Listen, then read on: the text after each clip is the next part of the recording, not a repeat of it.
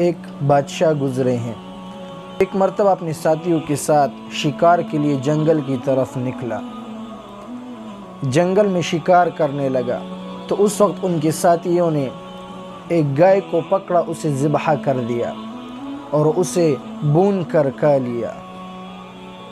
وہ گائے ایک بوڑھی عورت کی تھی اور یہی گائے اس کی خوراک کا، اس کے کھانے کا ذریعہ تھا۔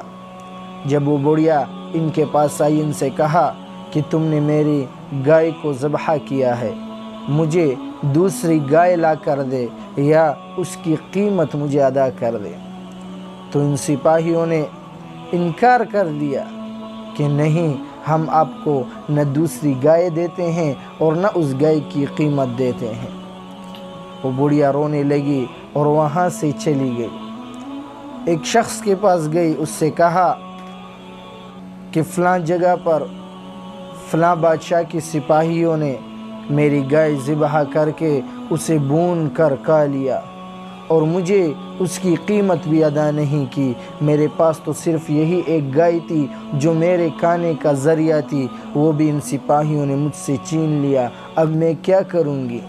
تو شخص نے اس سے کہا کہ بادشاہ بہت نیک آدمی ہے، تم بادشاہ سے مل لو، اسے اپنی بات بتا دو، وہ بادشاہ یقیناً تمہاری مدد کرے گا۔ تو اس بڑھیا نے کہا کہ اس کے سپاہی مجھے بادشاہ تک پہنچنے نہیں دیں گے۔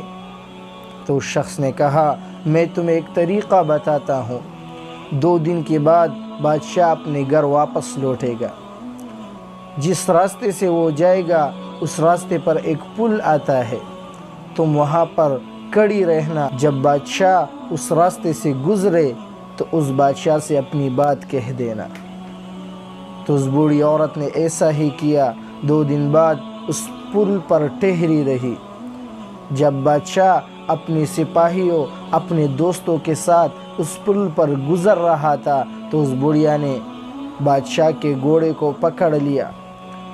تو بادشاہ نے اس بوڑھی عورت سے کہا کہ بوڑھی عورت، تم نے میرے گھوڑے کو کیوں روک لیا؟ تو اس بوڑھی عورت نے کہا کہ میرا تمہارا ایک معاملہ ہے، تمہاری مرضی، یہ معاملہ اسی پل پر نمٹانا چاہتے ہو یا آخرت میں قیامت کے دن یہ معاملہ نمٹانا چاہتے ہو؟ بادشاہ حیران ہو گیا، اسے پریشانی ہوئی، وہ ڈائریکٹ نیچے زمین پر اترا اور بڑھیا سے کہا